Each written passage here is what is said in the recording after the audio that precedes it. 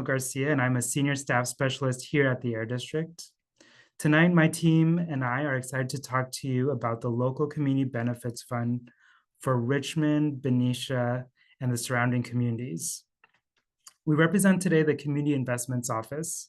We're a newly formed division at the Air District with the purpose of dispersing funds that are collected from Air District penalties from industries that violate our regulations.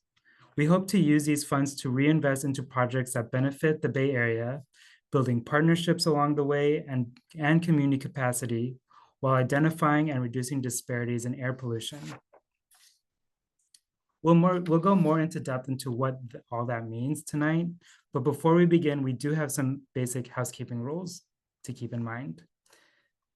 All right, so today in our Zoom webinar, you'll notice a few options for interacting. First is a chat function, and though that will be limited, it'll be enabled through a one-way direction.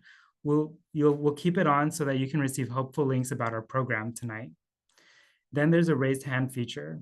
We'll be saving all of our questions and answers for the end of our presentation, but when the time comes, we'll be taking questions and answers from the audience in the order that they're received. At that time, we'll call your name and we'll be granting permission for folks to unmute themselves and they can ask their question. Finally, we have the Q&A. We'll leave ample time tonight for clarifying questions in our Q&A, but if at any time you have questions, we'll be using this box to really collect all things written, and staff will do their best to answer them in the order that they come along. You can also use this Q&A box to upvote people's questions that resonate highly with you so that it can direct staff's attention to those questions. Please note, following our webinar, we'll be releasing a live recording onto our website, as well as a published FAQ gathered based on tonight's questions. And if throughout the night you also have technical difficulties, please use the Q&A box and we can provide assistance. Thank you. Now let's get started. About the Air District. So the Air District was formed in 1955 and it's responsible for regulating stationary sources of pollution in the 9 counties of the Bay Area, including permanent facilities found at ports, oil refineries, and large industrial complexes. These efforts, along with those of our partners, such as CARB, have made significant improvements in air quality over the years, especially in communities that are located near freeways, busy roadways, distribution centers, and large industrial facilities that are normally exposed to higher levels of air pollution in the Bay Area. Next slide, please. So for today's webinar, we're going to focus on the draft guidelines for the Local Community Benefits Fund, specifically for Benicia, Richmond, and the surrounding communities for our first funding cycle of our program. We'd also like to gather high-level clarification feedback from our community stakeholders and potential applicants on our guidelines. This is in anticipation of the deadline of our public comment period that ends in November 25th. So for our agenda today, we've already gone over webinar goals. We're going to go over Air District grants and all of the grants that are relevant to this one that we are presenting on tonight. We'll then dive deeper into the Local Community Benefits Fund, where that funding comes from, eligibility criteria, and application stipulations for the Richmond, Benicia, and the surrounding communities. Then we'll go into the application process and future dates for you to mark on your calendar. Then we'll leave with helpful links and resources to keep in mind as we go into this process. Finally, we'll open up the rest of our evening for robust Q&A. And now with that, I'll turn this presentation over to my colleague, Jessica DePrimo, who will talk about Air District grants. Thank you, Samuel. Hello, everyone. I'm Jessica DePrimo. I've been working in grants at the Bay Area Air District for some years now. Let's move on to an overview of grants at the Air District in general. Next slide. So before we go into today's true topic, just to give you a 30,000-foot glimpse of the Air District's grants, here's a spotlight of 2 programs you might find especially relevant, but do keep in mind there are many, many more grants and incentives available here at the Air District. On your left side of the screen, The People's Air Grant is going to be released from the Air District Community Advisory Council over the next few months. This grant program is separate from the Community Benefits Fund we're talking about today, and is going to focus on smaller community-based projects and programs. Please make sure to keep an eye on the Air District's website, specifically the funding sources page, to find out more details when they become available.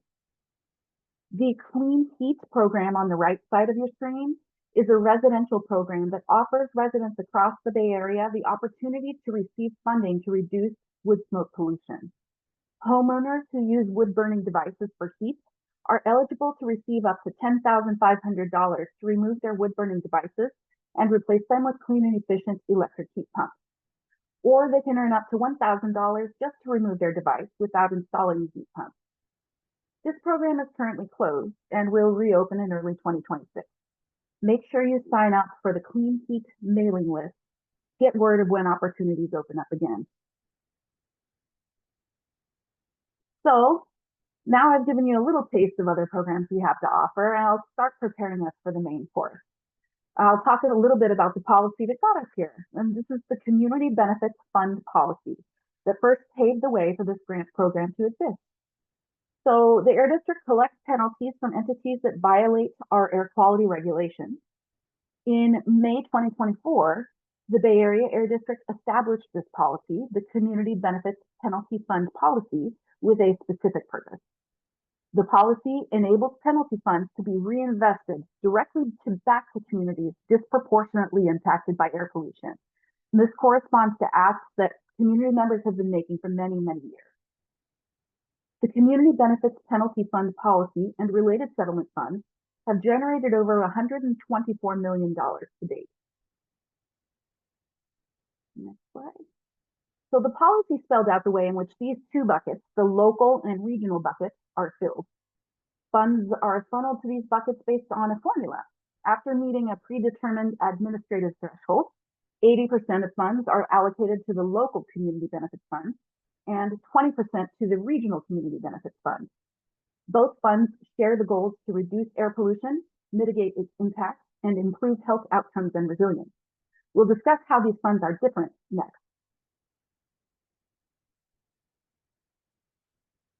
The local fund is specific to each locality. It invests back in the communities affected by the air quality violations that led to the penalties. And this is what we're discussing today, the local funds that are specific to Benicia and Richmond, which total over $95 million. The local fund program we envision is going to be prioritizing multi-million-dollar grants that consolidate multiple projects within their portfolios. We are seeking projects that are ready to begin implementation and make tangible improvements on the ground, and will provide immediate benefits to the affected communities. You'll see that the grants we are talking about today are large, and that is intentional. As Samuel mentioned before, public comment is open now through November 25th. In February 2026, we anticipate the grant application period opening. We expect May 2026 to be the grant application deadline. You can find the information about this program, along with the draft program guidelines we're discussing today, at our Community Investments Office website. On the right-hand side of the screen, the Regional Community Benefits Fund, this description shows it's more general. It serves to invest in communities across the Air District's 9-county jurisdiction. Over $20 million is available in this fund. We anticipate that the future grants that take advantage of the regional fund will be smaller in nature than the local grants. We anticipate rolling out a regional fund grant program for phase 2 of the Community Investments Office's operations. This will likely be in 2026 or 27. You can be among the first to find out about the next steps by signing up for our mailing list. Again, on our webpage. This should be in the chat. And now it's time for me to pass the mic along to Emmy Wang. She's going to speak more in depth about our program and guidelines. Emmy? All right. Thanks, Jessica. Hi, everyone. Good evening. My name is Emmy Wang. I'm serving as the Community Investments Officer for the Community Investments Office.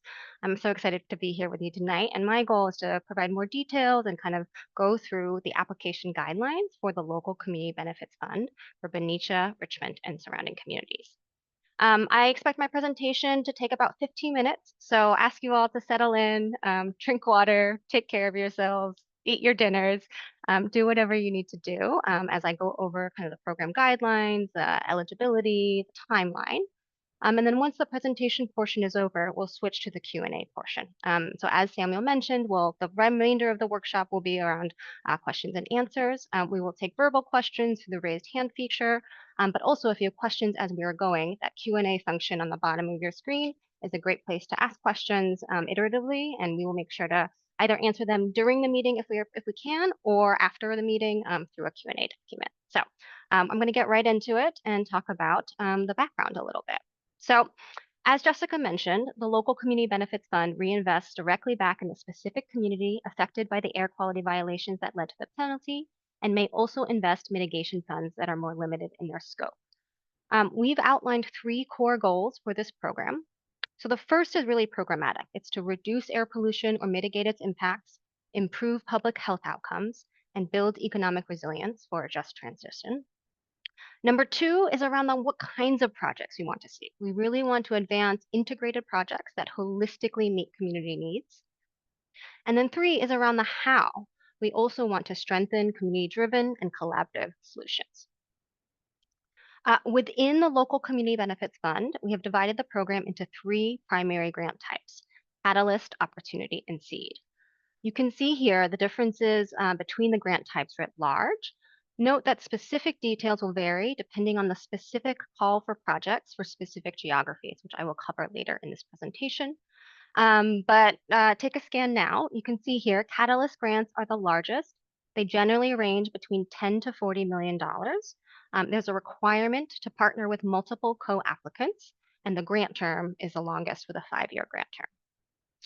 In the middle, opportunity grants sit in the middle with grant sizes ranging between $500,000 to $5 million.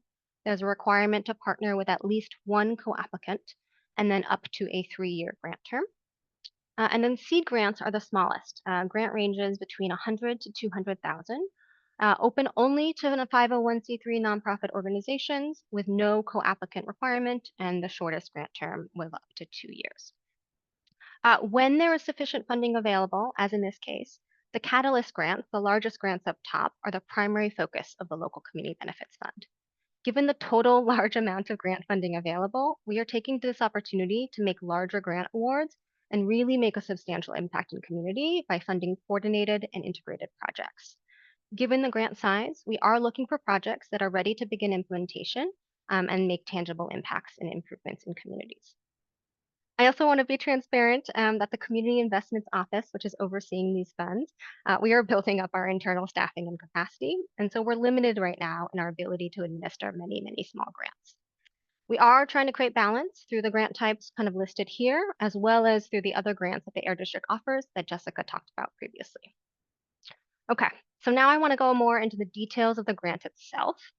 The Local Community Benefits Fund seeks to strengthen community-driven collaborative solutions. We believe that successful implementation of complex projects that meet multiple community needs requires strong partnerships. So you can see here, there's a requirement, particularly for the Catalyst and Opportunity grants, to partner with co-applicants to carry out grant activities and deliverables. For Catalyst grants, the lead applicant must partner with multiple co-applicants. For the Opportunity grant, the lead applicant must partner with at least one co-applicant. And then for the Seed grants, there's no co-applicant requirement. Priority and scoring will be awarded to applications that demonstrate strong multi-stakeholder partnerships rooted in community priorities and leadership. For the Catalyst and Opportunity grants, applications must develop a partnership structure to govern grant implementation. Applications with clearly defined and meaningful co-management structures will be prioritized over projects lacking such clarity. The partnership structure should outline co-management practices, including the following: roles and responsibilities, transparent decision-making processes, and then the process that the lead applicant will use to reimburse grants. Under this partnership structure, the lead applicant will administer sub-awards to the co-applicants to implement project activities and must have the capacity to build collaboration across multiple entities. The lead applicant will be responsible for overall project deliverables and for the financial management of the grant. Okay, Now turning to overall eligible applicants, you can see here that there are a wide variety of entities are eligible to serve as a lead applicant, including nonprofit organizations, local governments, cities, counties, schools and school districts, California Native American tribes. Eligible lead applicants may submit one application each as a lead for a catalyst, opportunity, or seed grant provided that the entity is a nonprofit organization. And then eligible co-applicants then include all the entities kind of that I just listed out and that are on the left side of the slide. And also additionally include for-profit businesses such as contractors, consultants, and vendors. And there is no limitation on the number of applications that a co-applicant may join. Okay, moving on to community needs and engagement. Projects must be driven by community identified needs, priorities, and solutions. Applications will be required to demonstrate how community-based organizations, residents, and other key stakeholders were meaningfully involved in community visioning, planning, and project prioritization processes. And then to ensure meaningful community engagement throughout the life cycle of the project, applications must also include ongoing community engagement. This will ensure that grant implementation continues to be informed by community feedback and expertise. Meaningful community engagement should include two-way communication and mechanisms for incorporating community feedback throughout the life cycle of the project. Okay, and we continue on, moving on to the programmatic goals of the program, of which there are two. The Local Community Benefits Fund supports integrated projects that meet community needs and deliver more immediate benefits. Each project must advance at least one of these two strategies. So reduce air pollution and improve public health, and then build economic resilience for a just transition. So I will go into more detail on each of these strategies next. This first strategy is really focused on air quality and health. The goal of the strategy is to mitigate air pollution or reduce air pollution, address health impacts exacerbated by air pollution, and identify opportunities for air pollution reduction. This means activities that reduce air pollution emissions or reduce community exposure to pollutants, increase understanding of air quality impacts, or tangibly provide a positive impact to health and well-being. Our second strategy is to build economic resilience that supports the transition away from fossil fuels and delivers critical benefits, such as benefits in air quality, public health, or a clean economy.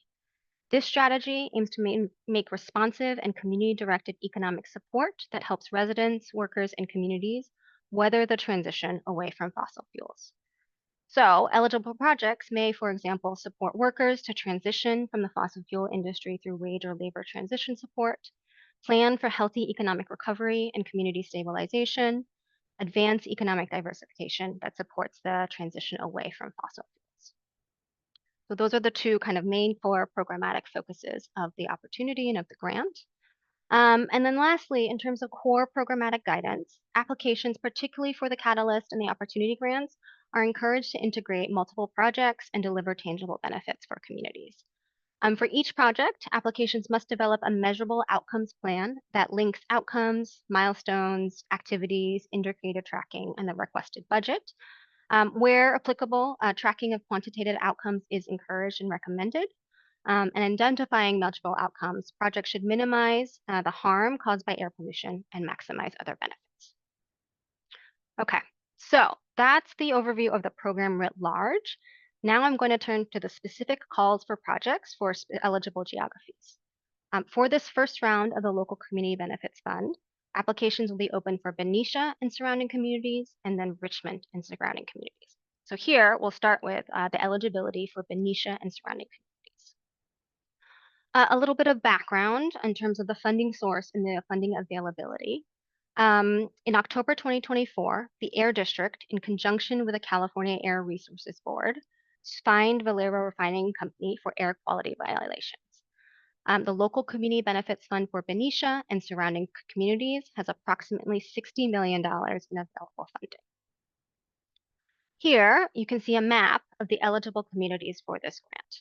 So the Air District identified the city of Benicia, where the Valero refinery is located, as an eligible community. So projects located in Benicia are eligible for all three grant types.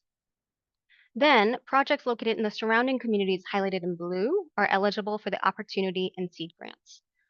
To identify those additional eligible communities, the Air District conducted an analysis and developed an eligibility map that was informed by estimates of long-term air pollution exposure and community vulnerability.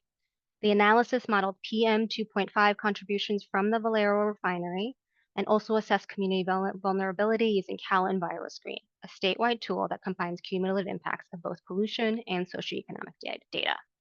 And then finally, the analysis considered geographic boundaries, terrain features, and transportation corridors, for example, areas north of Highway 4. And so that's how we arrived at this broader eligibility map. And so with that in mind, here are the grant specifics for Benicia and surrounding communities. The Catalyst grant here ranges between 10 to 40 million and is open only to projects within the boundaries of the city of Benicia. The Opportunity Grant ranges between 500,000 and 5 million and is available to all of the eligible communities. And then the Seed Grant ranges between 100,000 to 200,000 and is also available to all of the eligible communities. Okay, so now I'm going to turn to similar details for Richmond and surrounding communities. Here, in terms of background, you can see kind of at the bottom of this chart here, approximately $35 million in funding is available for Richmond and surrounding communities. The funding on the back end derives from two separate pots. So there's the Local Community Benefits Fund, and there's also the Richmond Community Air Quality Fund, which is specifically designated to reduce particulate matter emissions in the vicinity of the Richmond refinery. Important for kind of applicants to know, applicants do not need to identify a funding pot when submitting their applications. They're just one overall application, and staff will determine the applicable funding sources based on the scope of the projects. As you can see in the chart, the Richmond Community Air Quality Fund is a little bit more specific in its focus. So as you're thinking about your applications, this means that projects that are eligible for the Richmond Community Air Quality Fund can be funded by either funding pot and therefore have a higher likelihood of being selected just because of there being a greater amount of total funding available. But overall, we welcome all projects and staff will do the work of identifying the funding source for eligible applications. Okay, here you can see the eligibility map for Richmond and surrounding communities. The communities within the purple map, within the purple boundaries, are eligible for all three grant types. So projects eligible for funding include projects located within the Path to Clean Air Community Emissions Reduction Plan area. This boundary was established through AB 617, and the Bay Area Air District nominated the PTCA area in partnership with community stakeholders, and the California Air Resources Board selected it for development of a CERC. This designation recognized the PTCA area as one of the most disproportionately burdened communities in the region, with cumulative air quality impacts and associated health disparities well above the Bay Area average. So we believe that using the PTCA boundary ensures that funding is directed to communities that were publicly identified as bearing the most significant cumulative burdens and as a focus of community-driven emission reduction priorities. So again, with that in mind, here are the grant specifics for Richmond and surrounding communities. All projects within the PTCA boundaries are eligible for all three grant types. And then you can see here, the Catalyst grant ranges between 10 to 15 million. The Opportunity grant between 500,000 and 5 million. And then the Seed grant between 100 and $200,000. Okay, we are, I think, now nearing the end. So on these last slides, I will go over some of the details of the application process and the overall timeline. So applications will be scored by an agency review panel and a community review panel and will receive a total combined score. The scoring criteria will be released with the final guidelines. The agency review panel will consist of stakeholders such as Air District staff, board, local government officials, and outside technical experts. And the community review panel will consist of community stakeholders who hold strong community knowledge and expertise.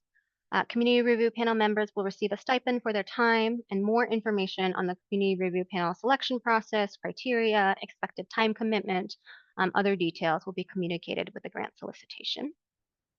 Review panel members, importantly, cannot be associated with the grant application and will be subject to applicable conflict of interest limitations. Grant recommendations will move through the review committees to the board of directors for the Bay Area Air District, who holds ultimate fiduciary responsibility over the funds. Award recommendations will be heard by the Community Equity, Health, and Justice Board Committee, as well as the full board of directors. And then lastly here, just in terms of the overall timeline, so you can see we're here in this first week. The draft guidelines were released on Monday. We're now here on Wednesday. Public comment is open now for 30 days until just before Thanksgiving, and we're eager to hear your feedback to make the program stronger. We then anticipate that the application and final guidelines will open probably in early February and will close in May. We anticipate being able to offer technical assistance options, and more details of that will be provided in the final solicitation. And then grant awards will be considered first during the July Community Equity, Health, and Justice Board Committee meeting, and then at the September Board of Director meetings. Okay, and so lastly, just wanted to leave you all with the relevant documents linked here and on our webpage, and Sang has been putting them in the chat as well. We will update our website after this webinar with the recording, the slides in English, Spanish, and Chinese, as well as we will be updating an FAQ document that will list kind of the questions that we've heard here today and answers to questions that we were able to answer, and also answers to questions that we weren't able to answer live. As I mentioned, we're very excited to hear your feedback on the grant. This is the first time we're coming out of the gates with this grant opportunity. It is a new opportunity. There's lots of room to make the program guidance stronger. And so we're eager to hear your feedback. Public comment will be open until November 25th at 5 p.m. and can be submitted to the email address communityinvestments@baaqmd.gov. And then just a flag and a plug. The best way to stay updated on updates related to the grant is to sign up for the mailing list. That will ensure that you get updates as they happen. And we also encourage folks to take a look at the website as updates come online. So now, with that, I will turn it back over to my colleague Samuel, who will help to facilitate the Q&A portion. Now that we've been able to share the outlines of the grant with you, we'd love to be able to answer any clarifying questions. Thank you, Emmy and Jessica, for sharing about the grant and the grants at the Air District. Now, like I mentioned earlier in the webinar, we'll be taking now high-level clarification questions in the Q&A. We encourage you, though, to submit in-depth feedback during our formal public comment period with questions and comments ending on November 25th to communityinvestments@baaqmd.gov. So with that, now is the time for the audience to participate. We'll begin by first taking verbal questions in the order that hands are raised, which we do ask to keep brief. We're excited that looks like there's 147 of us here tonight. But yeah, we'd love to hear from all of you, as many of you as we can. So I'll start with the hands that are raised, and I'll go and unmute you and then call your name. And then we'll go to answer questions written in the Q&A. Thank you for those who have been writing your questions. Feel free to continue submitting them and upvoting as many previous questions that you resonate with. And yeah, I'll go straight to the verbal Q&A. So I see Stephen. I'm going to allow you to talk. Feel free to share your question. Yeah, hi, thanks. It's more a comment. My name's Steve Golub. I'm a Benicia resident, and by way of background, I've advised major funders of social justice, environmental justice, minority rights, community-driven development, and public health across the globe, including leading research and consulting teams for the Ford Open Societies and Asia Foundations, the UN, European agencies, and other funders. I've also taught about this at Berkeley Law. I urge you to simplify the fund's guidelines. If there's one core lesson that emerges from experience supporting the kinds of work that the CIO admirably seeks to assist, it's that less is more. Less bureaucracy yields more effectiveness and better partnerships. I greatly respect the CIO and share your priorities, but this may be the most complicated funding mechanism I've ever seen. The best governmental and foundation funders achieve great results without the co-applicant requirements, misleading measurement burdens, and other partnership undercutting steps the guidelines envision. For Benicia, this ideally means general budget support yes, applying the fund's goals, but doing so very flexibly given Benicia's unique post-Valero burdens. I'd argue for $8 million per year for 6 years, but I realize others may have other perspectives. Without such support, regardless, the city's economic resilience, just transition, ability to help its poorest residents and other goals go down the tubes now that it's finally free of Valero. I'm close to wrapping up. A greatly simplified process also is in the Community Investment Office's own interest. I have to ask, why are you folks doing this to yourselves? The only miserable grant makers I've met are ones so swamped with paperwork that they get torn away from the very causes that drew them to their work. The best and happiest have the time to learn, network, meet with experts and other grant makers, etc. Finally, it's in the Air District's own interest to take a very flexible approach. The more complicated the rules and partnerships are, the more likely it is that programs will run off the rails with negative and even nasty political repercussions for all involved. Thanks and good luck with all your work. Thank you so Thanks. much, Stephen. Yeah, thank you, Stephen. I appreciate the comment. Yeah, I mean, it sounds like, I mean, I'd be interested in kind of engaging in conversation maybe offline. From our perspective, I feel like feel we have a fiduciary responsibility and responsibility as the Air District to set out guidance and parameters so that applicants from across the board have similar kind of understandings of what the program is trying to achieve. Really focused around air quality, pollution reduction, public health benefits, and economic resilience for a just transition. And yeah, I would be interested in talking to you more in depth. You know, from my perspective, I think we are trying to allow for flexibility within the guidelines. We're trying to allow for a holistic array of benefits and projects. But we are trying to put in some of these pillars around what does it, you know, what does it look like, and kind of our perspective around the importance of a partnership requirement in terms of maximizing benefits and really getting different kinds of stakeholders together to work together on community needs, and to get different kinds of partners, implementation partners, community organizing partners, research partners in the room. And so that just might be a difference of opinion. But look forward to hearing. I'm assuming public comment. And yeah, thank you for your comments, Stephen. Thanks. Thanks, Emmy. I'm going to now allow Terry Scott to speak. Hi, I'm Terry Scott. I'm a Benicia City Council member.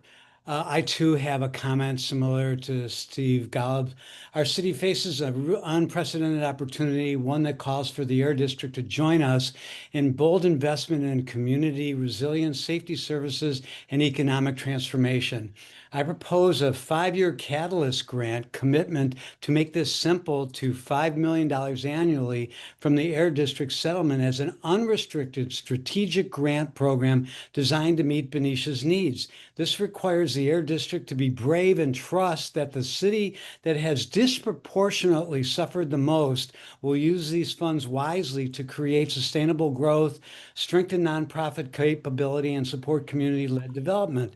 This ask requires, as we just noted, creative, not restrictive guidelines with flexibility for projects that are significant and specific to Benicia.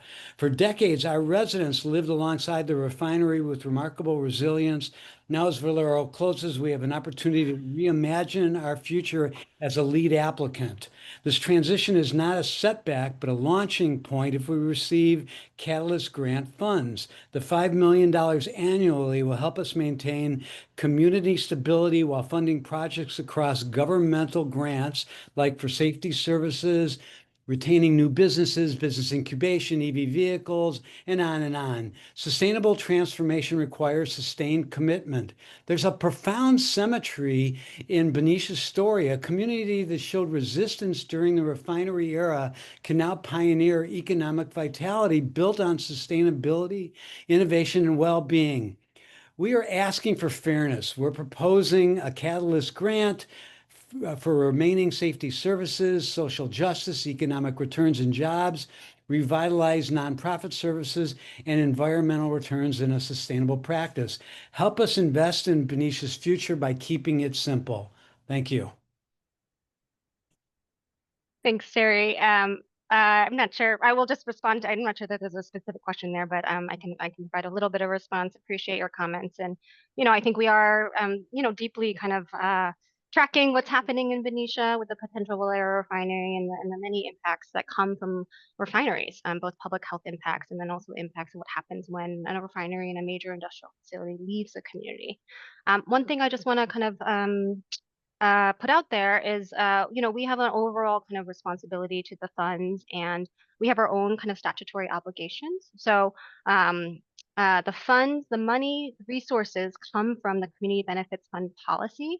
And the Community Benefits Funds policy is explicit around the goals of what that funding is meant to achieve. So that funding is meant to reduce air pollution or mitigate the impacts of air pollution, or improving health outcomes in the particular community in which the air quality violations occur. So that's our primary mandate as the air district, is to make sure that the use and the disbursement of those funds follows those purposes. Number one. And then number two, I think in trying to recognize the unique circumstances of the city of Benicia and the community of Benicia, we are trying to find places for that kind of allowability. So if you remember back to and flip back to the overall core programmatic priorities for the program, there are two. There's one around kind of reducing air pollution, mitigating air pollution, air monitoring for the future, public health benefits. But there's another priority around building economic resilience for a just transition. And that one, I think we are trying to really consider and take into account how to how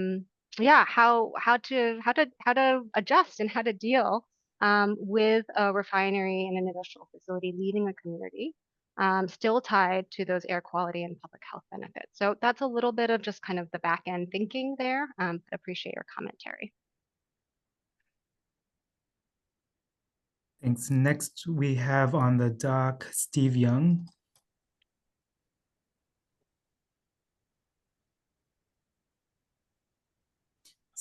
Steve, are you there?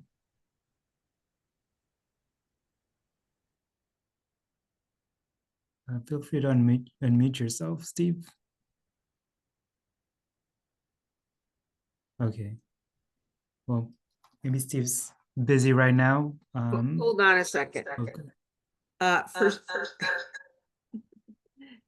I'm getting some feedback.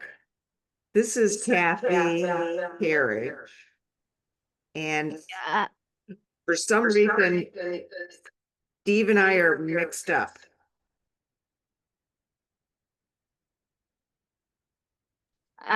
Taff, yeah, we're getting a pretty bad echo. If you're in the same room, I think you both need, or one of you needs to mute your computer audio as well as your Zoom audio.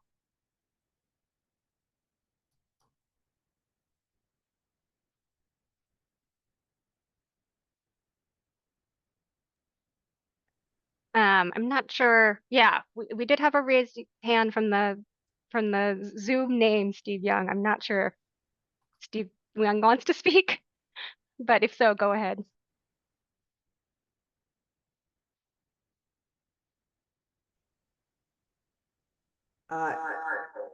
Sorry. Trying to leave. Okay.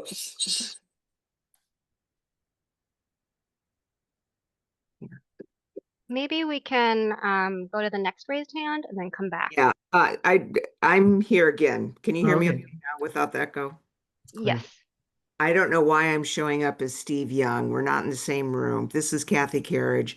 It also showed up with my comments that it was Steve Young, or questions, that it was Steve Young asking the question, and it was me. So I don't know what to do, because I'm sure that Steve has something that's very important to say. And maybe if you click on Kathy Carriage, maybe that's what he's under.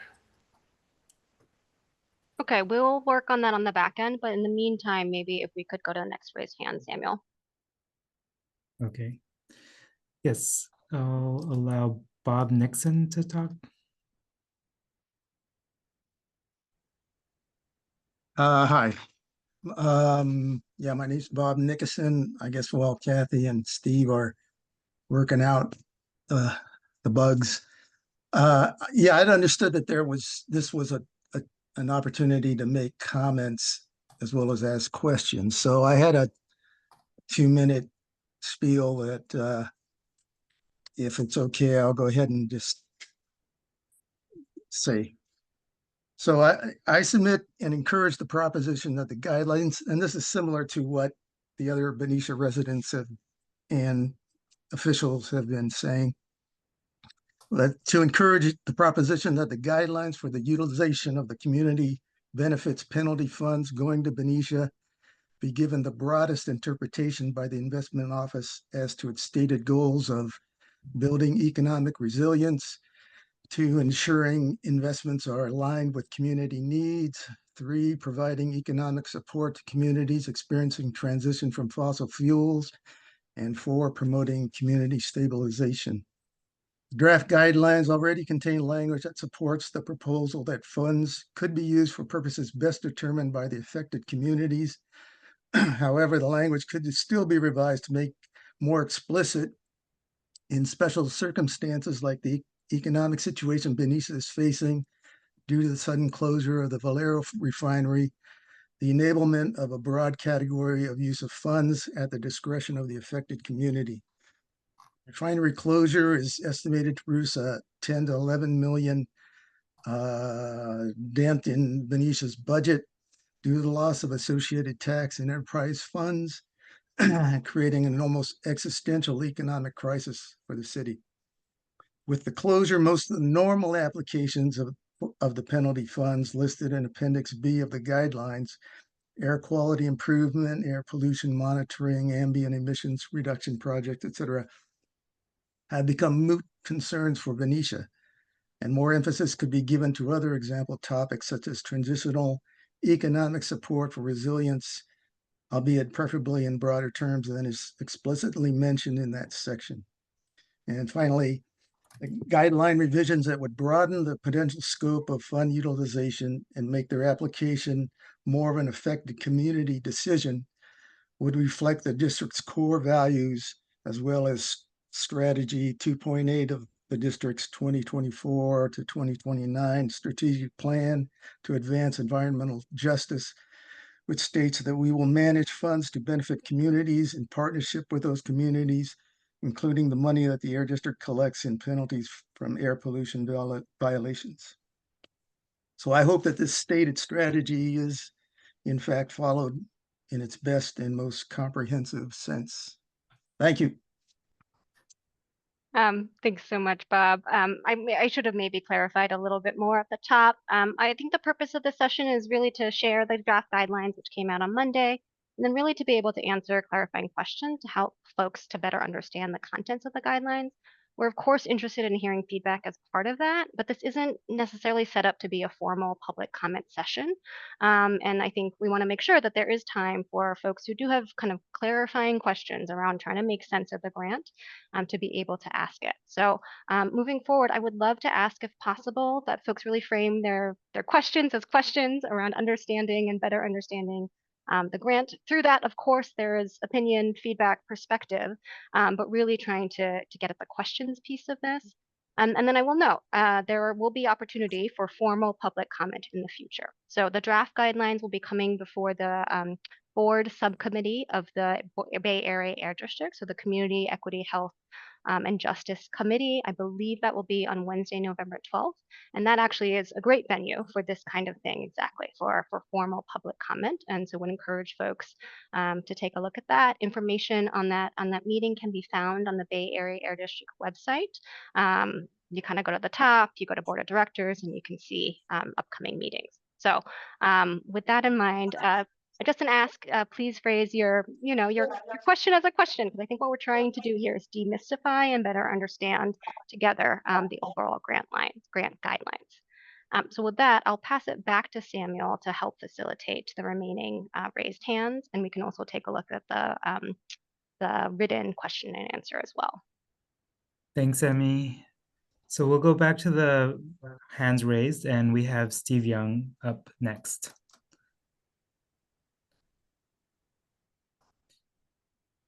Can you hear me now? Yes. Oh, okay. Thank you. I want to make some comments, but I do have some questions. So let me get into that.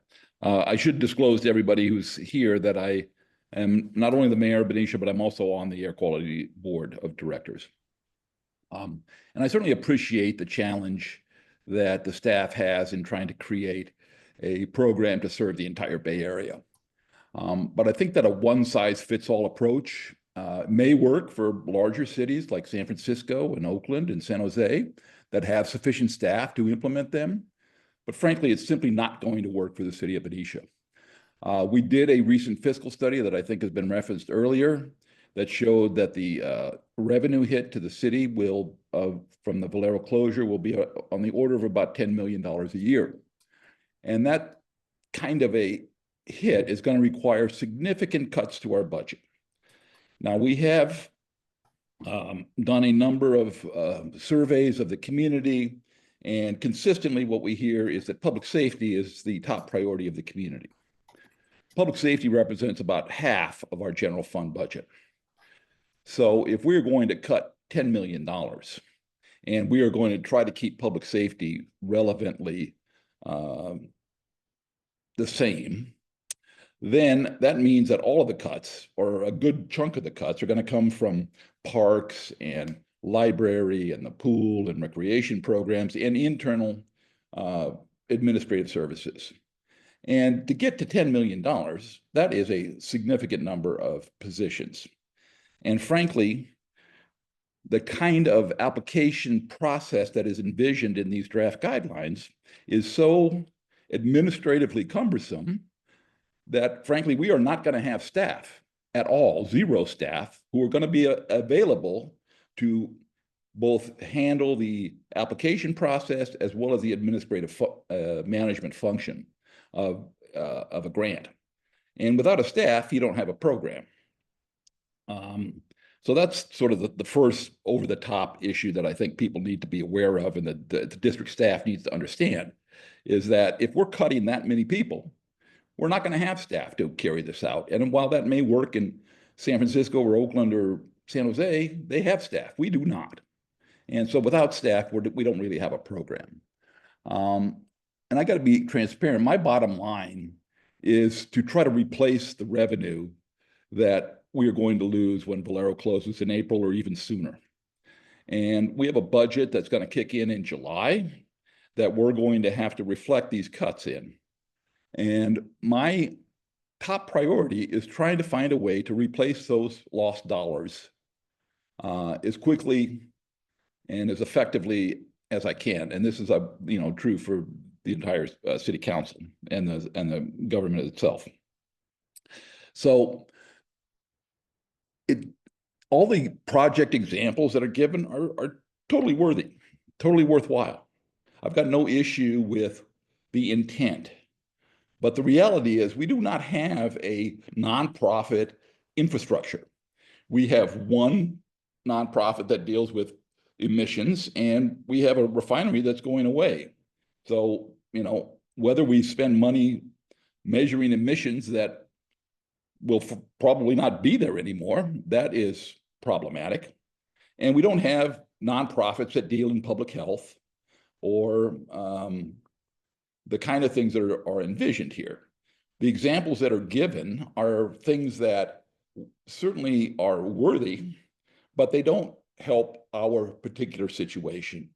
Putting money into worker transition or asthma centers or other things that are not directly related to our fiscal situation does not move the needle and does not help us with our immediate crisis. And it doesn't make any sense. I'll give you one example. One of the eligible projects that is suggested is creating new parks. And we could spend money to create a new park.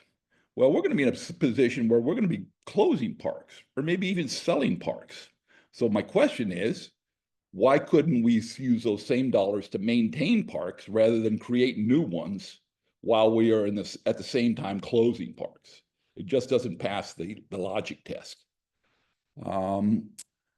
we don't have we don't really have a nonprofit infrastructure. We have about half a dozen nonprofits in town who are either based on they are arts, or they are nonprofits that provide services to lower income people, primarily food services. And when SNAP benefits are ended on Monday, all of those programs are going to be looking to the city for support. And we're not going to have anything probably to help them with. So one of my other questions is, it says in the guidelines that you can't spend any of the money on fundraising, or you can't spend any of the money to prepare the application. Why couldn't we use some of these dollars to pay for a grant writer who could go out and chase money, not Air District money, but other monies that could help with maintenance of the community? And I think when we talk about economic resilience, we both use those words, but we mean very different things. When I say economic resilience, I'm talking about maintaining what is special about Benicia and not devastate all of our departments, as opposed to the definition in the guidelines, which is more along issues of retraining workers or providing public health benefits. And we don't have any nonprofit groups that deal with public health. So we would have to go out and create a nonprofit group, or find a outside Benicia group that would come in to want to do something and expect a financial benefit from it, but none of those benefits would come back to the city, at least not in the short term when we actually need the money. So I think that using some of these funds to offset the financial harm is certainly appropriate. Valero has said that part of their decision to close, not all of it, but part of it, is because of this $82 million settlement agreement with the district. And so to then turn around and say, we can only use these dollars, but not in ways that are going to directly offset the impact of their closure, seems counterproductive. And I think it'd be a real disservice to both Benicia and the district if we're not able to actually use some of these monies in ways that would help us maintain our resilience and actually help implement the program. Thanks. Thanks, Mayor Young. I will try to address the questions contained in that comment, of which I heard two. So there was a question around the applicable use of funds for maintenance and operations costs. If you look at the eligible costs and the ineligible costs section, which is in section 2, I think we do have an allowance for maintenance costs within the grant term. So within the grant term, I think maintenance costs could be eligible for eligible projects. What's challenging, and I think this is true for many public grants, is that would it be able to extend beyond the grant term? But within the grant term, there is allowance for that. And then to your second question around fundraising activities as eligible costs within the grant, that is a standard. The Air District, across our grant making programs, the use of funds for further fundraising activities is just not something that is eligible across the Air District's funds. So I think that would be quite tricky and challenging for us to be able to address. But we I think we do want to, and yeah, we do want to point to the core strategy around economic benefits for just transition. I agree that perhaps we have different definitions of what that economic resilience piece means, but would ask folks to take a look at that section around economic development planning, land use planning, community planning as eligible activities. And then lastly, just as a note for everybody, yeah, just a reminder to kind of frame your questions as questions, and also to keep your comments, relatively brief. We have a half an hour left in the webinar. We want to be able to address as many questions as there are, and so to be considerate of your neighbors and your friends here on the call with you, and to kind of keep your questions as short and succinct as possible. So with that, I will pass it back to Samuel to help facilitate the next question. Thanks, Emmy. Next up on the line, we have Marilyn Bardet.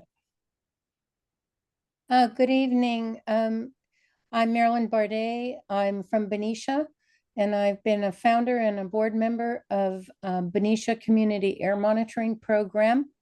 And I'm wondering, I do support my city's need for funding to overcome the huge shock of a refinery closure, but I imagine that there are other communities in the state that will also go through this. I know in Wilmington, this is true. I want to say that air monitoring will continue to be extremely important in Benicia, especially during a decommissioning of the refinery and all that is part of a cleanup, let alone the fire risks in the state and that affect us. We might be facing a project that could come to town for importing gasoline using existing storage tanks, et cetera. So I would like to say that air monitoring is not going away in Benicia, and that my question would be whether BCAMP as an organization, which does serve public health, so we can measure and monitor what's in our air, so we can have accurate data for health studies in the future, et cetera. I want to know whether we would have to apply directly to the district, or if the decision is made that Benicia would get chunks of money to the city, would we apply through Benicia, through our city, for that fund to support BCAMP's existence? As a nonprofit, we had money originally from a settlement agreement with Valero. That's long ago, and we need, in order to keep our monitoring station open with our contractor, we will need funding. So I think this is an area we've been deeply involved with Valero and air monitoring, overseeing the general air quality in Benicia and working with the district. So I would like to put in a strong vote for maintaining BCAMP, whether we do it through the city, if the city has administered funds directly, or whether we should apply directly to the district. That's a question. Thank you. Thank you, Marilyn, for the question. I think your question is generally applicable and scalable to all kind of applicants in all communities. The answer is you do not need to go directly through your city government, whether that be Benicia or another community, to apply for the grant. The ask is for applications, particularly for the Opportunity in the Catalyst grant, to have this collaborative model, but there's no presupposition on who has to be within that kind of applicant model. So in some cases, it might be your local jurisdiction. In other cases, it might be a coalition of nonprofits. In other cases, it might be mixed. And the ask is, to kind of engage in partnership with folks in your community around an application that you feel strongly about. So thanks for that, Marilyn. Thank you. And I'll turn it back to Samuel. I just want to reiterate for folks, and thanks, Marilyn, for the question. We have 30 minutes left. I would love to be able to answer questions if possible. It's hard for me to know based on the list of raised hands, whether those are comments or questions. And we do have, I'm kind of trying to scan the written question and answer box. It does seem like there are some questions in there. So just a reminder to please ask questions. Public comment can be saved for the subcommittee meeting of the Community Equity and Health Justice Subcommittee on November 12th. So Samuel, I'll pass it to you. Thanks, Emmy. Next on deck, we have LaDanya Williams.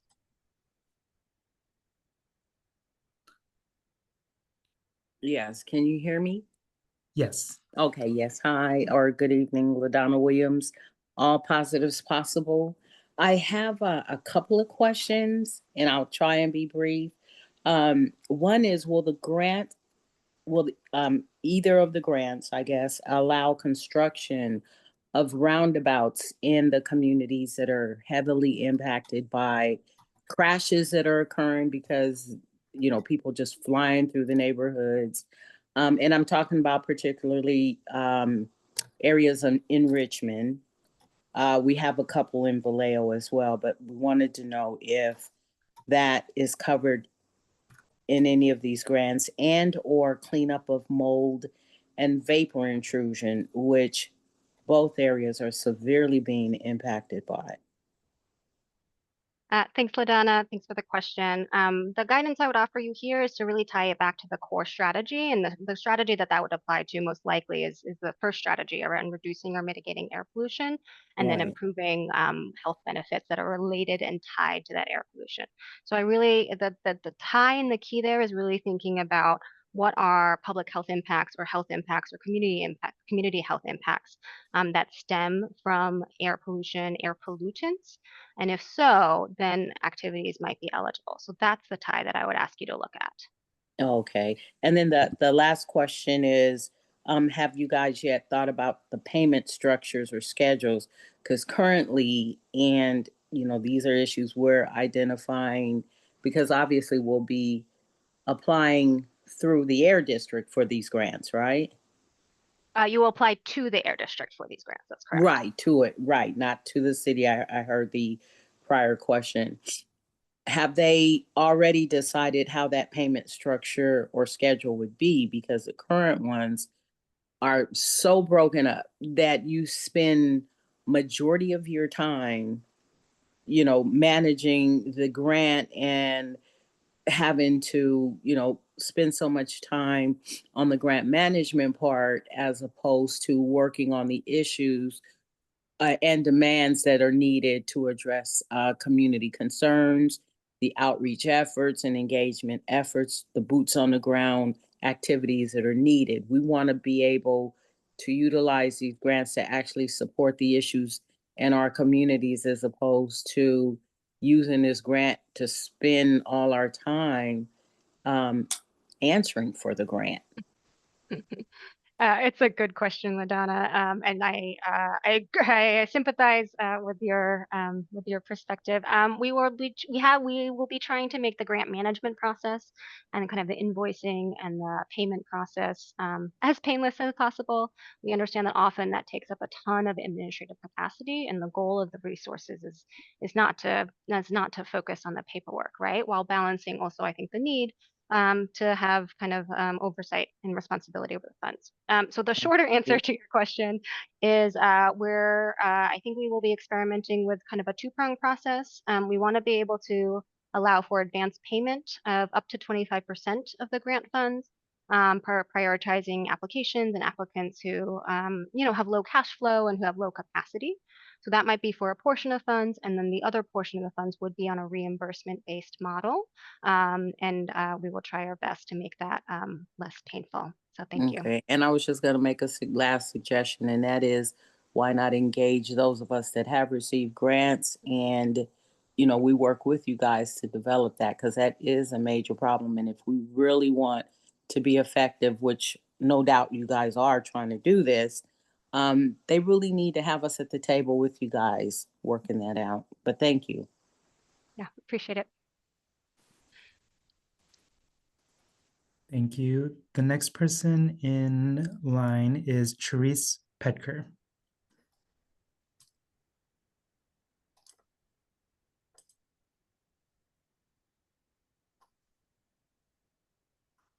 Therese. Okay, I don't see her anymore. The next person we have is Chris Calabresi. Yeah, good evening. Chris Calabresi, Superintendent of the Benicia School District. I've got a couple questions for you. As far as the partnerships are concerned, I understand it's encouraged. Is there a number you're looking for? I mean, the more partners you have, does that move you on the rubric score for the grant, or how does that work? The requirement is for the Catalyst grant, which is the largest for multiple co-partners. There isn't specific gradation on, if you have 5 partners versus 3, does that put you in better stead for the grant scoring? I think what we're really looking for is partnerships that make sense, that have meaningful co-management structures, and that are through those partnerships getting at many facets of a community's needs. So that's one. And then 2, the opportunity grant, which is the middle grant tier, has a 1 co-applicant requirement, and I think similar criteria would apply. Very good, thank you. My second question is, as I've gone through grant writing processes before, oftentimes there's a contact person that you can run concepts by and make sure that it does meet the grant requirements. Do we have the ability to do that here? Yeah, that's a great question. I think so. I mean, right now we're just using the community investments email address that goes to the whole office, and then we convene and we try to offer responses there. So for now, that is the best place to do that. As we work towards the application solicitation in the new year, we are trying to figure out other approaches to, office hours, or is it just the email? We haven't yet determined what that will look like. But for now, I would say that community investments email that's on the slides, which will be sent out, it's on the website. That's the best place to shoot those for now. Very good. Thank you. Great. All right. Next in line, we have Charisse. I'm trying. I'm having Can you hear me now? Yeah, we can hear you now. Okay, Charisse. sorry, that was my bad. Sorry. I No like worries. all different time zones and I don't always have my settings right. Hi, I'm Charisse Petker. I'm the founder of Circular Solar. One of the reasons I just wanted to, I've already submitted some questions, but I wanted to respond to Steve, I can't remember his last name. Steve Giles, was it? Gillens? I don't know. I wanted to respond to him and let him know there are startups, but we're not really a startup. We've been working on this for decades. There are for-profit companies that are available to help do some of this work, but we were willing to partner with nonprofit side of the area, and of course with the city of Benicia. But my project is being reviewed globally, so we're going to have to definitely have a for-profit model. And the reason for that is when you've accumulated so much debt over R&D to make it happen, you have to have a for-profit, but that's also to be able to raise the venture capital that's required to get the funding to see the project through. So right now, again, like I said, this is going to be a global project. But what I've done is I've already scaled it and tested it for how it's going to work in Oakland, like by Radius Recycling and the port. They have a lot of the same pollutants. And our family, my father, he actually did work at Valero. I used to live in Fairfield, Benicia, Vallejo, all of those areas. So I've been impacted as well. And so we've kind of known what's necessary to help scale the project, be it at dismantling, ongoing air pollution issues, and how to integrate it into what you could see as new projects that have community benefits. So I just want to invite everyone to check out circularsolar.net. There's a lot of information. We've taken more of an open source approach. My company is also an EPRI, OPAI consortium member. So this will be for data centers. So again, we have to keep a for-profit approach, but that's to ensure that we can get that kind of capital that's necessary to keep this up and running and going, and to help pay back all of the extensive debt that we have. But I want to let you all know there are new technologies out there that have been proven to better validate how we can manage this in more of like a hybrid opportunity.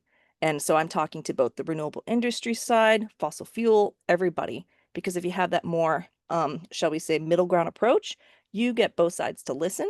I've met with various people from permitting, including with the Air Board here in California and beyond. So I just wanted to share all that and to say hello, and just wanted to say there's solutions coming. They're here. They've been basically prototyped, demonstrated. I had a really small project in Fairfield that I did that was an early application.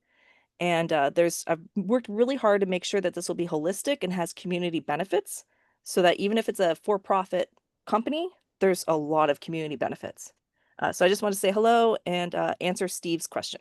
Thanks.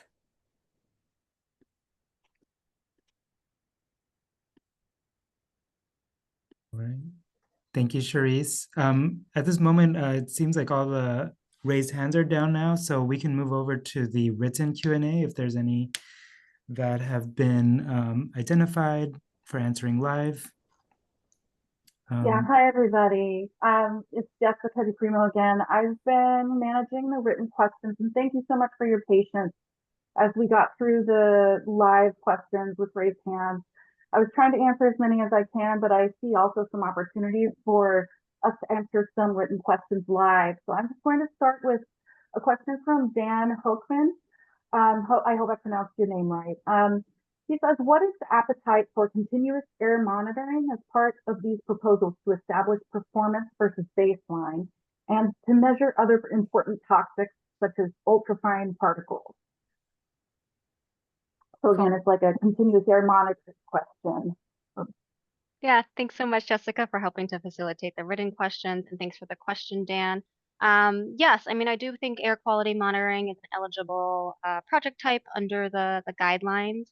I think I think we would be like most excited about projects, perhaps, given the kind of partnership model and the portfolio model that this grant is seeking to address, is how can that air quality monitoring maybe be paired with other activities or other other projects, but certainly understanding the impacts of air quality in your community, understanding the different kinds of pollutants. I think that would be an eligible project type. Thank you. Thanks, Emmy. Next question is from Constance Butel. I'm sorry about if I butchered your last name. She asks, how will the grants be tracked to show success of grants given? That's an excellent question. Sorry,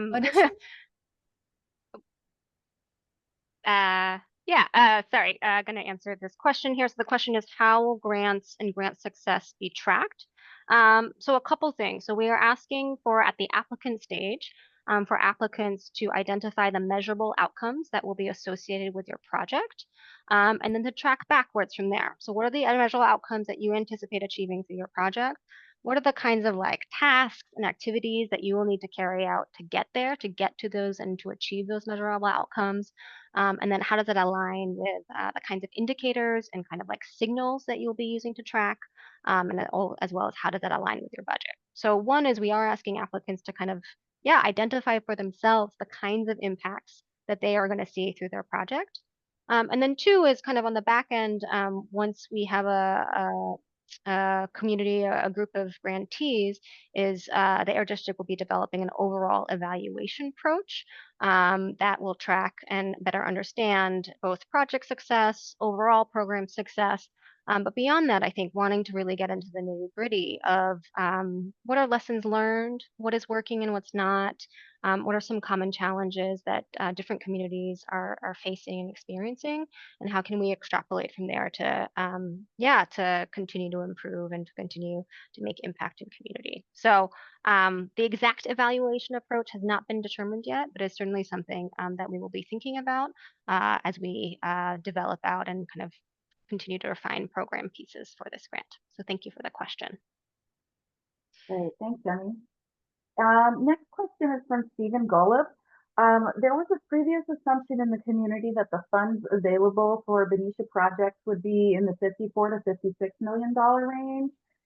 Is this correct? And if not, what would be the correct amount? I think there was the observation of the $60 million available in Benicia that we showed in the slide. So. Got it. Okay. So the total amount of money, the total amount of funding available for Benicia and surrounding communities is $60 million of the total amount that is available in the full pot.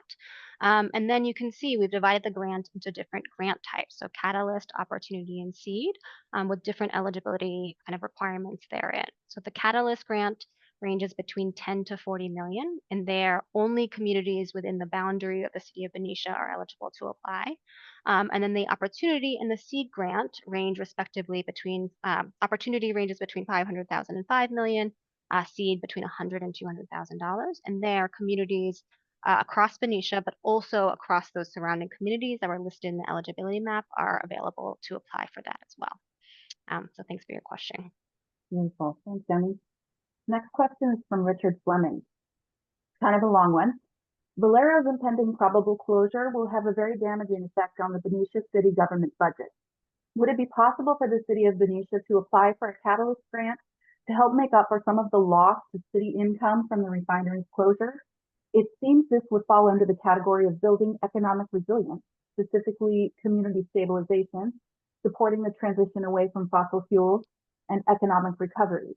If Benicia is not able to recover some of the lost income from the refinery's closure, the health, development, and resiliency of our city will be seriously adversely affected. What is your current view of the appropriateness of such a proposal from a city government, from our city government? Thanks, Jessica, for the question. I think I'm noticing through that question and some of the comments that were shared earlier, there's a tension here between the the goals of the grant as the air district has the responsibility of developing and setting out, and then the very specific situation of Benicia. So I agree in part, I guess, to answer the question. You are correct that looking at that strategy, the second strategy on building economic resilience for a just transition, would be a really interesting place for the city and community of Benicia to be able to look at for eligible projects. The one thing I really want to emphasize and hammer down on is we are really looking at the transition away from fossil fuels. And how does that connect? Again, back to air quality and public health and that transition away from fossil fuels. So it's not meant to be a blank check for every kind of activity related to the city's budget shortfall. It is really thinking about um, how to put Benicia, how to use some of the resources to support Benicia in this transition. One thing that I might kind of just recommend is for the city and community of Benicia to think about long-term economic planning that supports that transition away from fossil fuels. I know that I can feel very deeply there's an immediate need that is here and now and present, and that the alarm bells are ringing based off of that, and that is so real. And yeah, I want to honor that reality while also kind of pointing out that I think there is an opportunity here to think and plan for what does it look like for the city of Benicia and the community of Benicia to grapple with a refinery that is leaving. What does it look like to rebuild, to reimagine? And so I might just offer that as a little bit of editorial content here. But thank you for the question. Awesome. Thank you, Emmy. Next question is from Mark Williams. Can an applicant apply or be a part of all three categories of grants? If a local government has matching funds for a potential project, will that benefit a project's chances of getting funded? Got it. So two questions there. The first is, can an applicant apply for all three grants? The answer to that is yes. A lead applicant can apply for one of each of the three grant types. Just remember the seed grant, which is the smallest grant, is intended to allow for smaller community-based organization and nonprofits to be able to kind of be competitive with each other. So that category of grant is only eligible to 501c3 nonprofits or fiscally sponsored projects. And then co-applicants may join any number of applications under no restriction. And I am forgetting the second. Jessica, can you read the second question again? Sorry, yeah, let me get to that. I accidentally clicked away from it. And the next part of the question is, if a local government has matching funds for a potential project, will that benefit the project's chances of getting funded? Okay, interesting question. There's no specific kind of, we haven't developed the scoring methodology. So first of all, we haven't developed the scoring methodology yet in terms of like putting it down on paper. So there's room here. What I will say is there's no requirement to have matching funds, but we will be looking at kind of project readiness and feasibility. And one of the dimensions of project readiness and feasibility is certainly the ability to leverage other funding sources and to have, financial sustainability for the project. So it will be a dimension that we are looking at through the application review process. So thank you for the question. Great. Thanks, Emmy. The next question is from Rachel Jacobson. This program bears many similarities to the statewide Transformative Climate Communities program. Have community investment staff been in contact with SGC and DOC to learn from their program learnings over the past 5 rounds of funding? If so, are there innovations, key learnings, et cetera, from that model and context? Yeah, that's a great question. You are correct to notice the similarities. I think we are trying to learn from the best practices of some of the more recent grant and funding programs that have been out there. So in particular, yes, the TCC Transformative Climate Communities at the state level is certainly a model.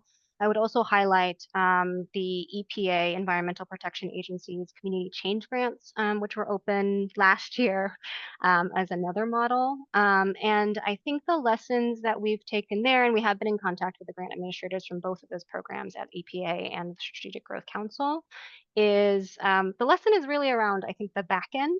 Transformative Climate Communities in particular, I think, has done a beautiful job of incentivizing collaborative projects with multiple projects and multiple partners in a way that is trying to make really concentrated benefit in the community, in the neighborhood.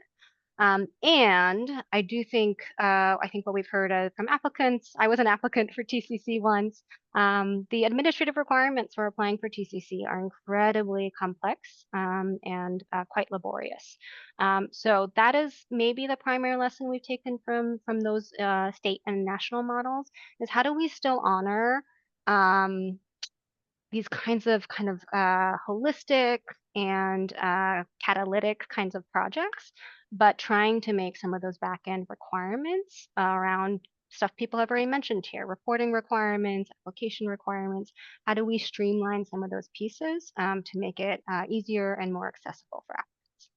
So thank you for the question. Beautiful. Thank you, Emmy.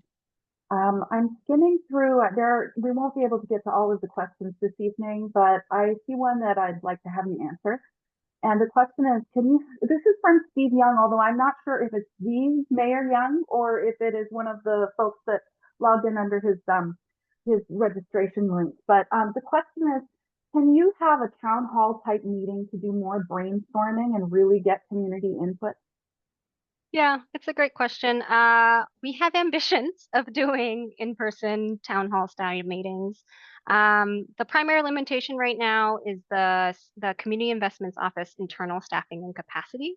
It is a new office. I have been on board for 2 months, and the lovely staff you see here who have been helping to facilitate are acting staff members. So I'm actually the only permanent staff member at the moment for the Community Investments Office. So the ambition is there. I think it would be wonderful to be able to have an in-person meeting in kind of the Benicia area and the Richmond area, to have this conversation in person, in community, in neighborhood, and then to be able to do some more, I think, organic, community sharing, networking, that kind of thing. Let me just caveat and say we have to develop a plan to do so, and that is what we will look at after this webinar. So thank you for the question. Great. Thank you. And I just saw that question was actually from Kathy Carriage. So thank you, Kathy, for your question. Next question is from Stephen Golub. In the spirit of partnership and community driven, oh, actually, this is kind of similar. Could you please schedule another webinar within the next 7 to 10 days through which people can provide comments and ideas? Your site specifically said the webinar will include time for Q&A and comments. Many people may be taking time to participate this evening specifically with that in mind. For their sake, but also for the CIO's own sake, further consultation would seem very worthwhile. The November 12th session will be very different, and 3 such consultations within the short 1-month consultation period does not seem to be too many. Got it. Okay, so the question is if there could be an additional webinar in the next 7 to 10 days in addition to the board subcommittee meeting. Let us think about that. I appreciate the kind of the need behind that question, and I understand that this timeline has been it is fast. We are moving quickly, and we also want to be able to do our best to be able to better understand community needs, what is and isn't working with this program within the constraints that we have. I think the answer to that question is to be determined from our end. Yeah. Right. Thanks, Emmy. We've got 4 more minutes. I'm going to keep going. The next question is from Carlos Torres. I work for a small nonprofit organization who has a fiscal sponsor. All of our accounting is done through the larger organization, but I want the funds to ultimately reach a project that I'm working on in the smaller nonprofit org. I understand that I would have to apply for a grant with a co-applicant, and one of the orgs has to be a lead and one has to be secondary. And if this is so, should the fiscal sponsoring organization be the lead and we would be the secondary to receive the funds for our project? Oh, that's a very interesting question. Fiscally sponsored projects and organizations are eligible to apply. But in that context, both the fiscal sponsor and the fiscally sponsored organization would be considered part of the same entity for the purposes of the application, because the fiscal sponsor is not responsible for any project related activities beyond the back end kind of financial and administrative management. So that's one piece. The other piece though is that we do have the seed grant. So that's the third tier of the grant opportunity. There is no co-applicant requirement for the seed grant. It is restricted and eligible only to nonprofit organizations, and the grant amount is $100,000 to $200,000. So that opportunity might be worth taking a look at. Thanks, Emmy. Next question from Alicia Gaddy. Do co-applicants need to also be nonprofit organizations, local government agencies, cities, county schools, California Native American tribes? Can grassroots groups be co-applicants? To clarify, can nonprofit groups that are not 501c3s be co-applicants? Helpful question. From a grantor perspective, what we need is a fiscal designation in order to be able to pass down funds. So while your organization specifically does not necessarily have to have a 501c3 designation, you do need to be working with a fiscal agent, a fiscal sponsor who does have a 501c3 designation and who is able to bring down funds on your behalf. So that is the requirement for either a fiscally sponsored organization with a 501c, the fiscal sponsor has a 501c3 status, or a 501c3 status for the nonprofit itself. Thank you. Next question is from Christine. Benicia has a beautiful community garden on First Street that's administered by a nonprofit. The benefits to the community are huge, including better air quality. The owner of this property is apparently planning to build a 4-story boutique hotel in that location for Napa and Sonoma tourists. Would purchasing this property for the continued good of Venetians and visitors be something that would fit into the guidelines of the grant? Oh, interesting question. Yes, I believe purchasing the parcel for the purpose of continued air quality benefits through the community garden would be eligible. The question I have in return is kind of how far along in terms of project readiness is this proposed sale and purchase? I think it's an interesting question. I need to think about it a little bit more. But we would need to see some level of readiness that the proposed sale was, possible in the world, was happening, and was happening within the grant timeline. So interesting question. I hope that helps to answer. I'm still pondering it a little bit. Beautiful. Thank you, Emmy. These were all really good questions, and we have several more in the Q&A box, but it is 7 p.m. right now, and that leads us to the end of our webinar. We did note in the chat that although we cannot get to every single written question today, we will be creating a frequently asked questions document that gives answers to all of these questions, and that will be uploaded to our website in the coming days. Yeah. Thanks so much, everyone. Really appreciate you spending, your Wednesday evening with us. Appreciate your patience as we, engage in both public comment and public query. Really, really appreciate it. As Jessica mentioned, we'll be updating an FAQ document that should be on the website sometime next week with answers to all of these questions. And excited to get this process started with you all. So thank you so much. Have a great night, everyone. And thanks again. Bye. Thanks, everyone.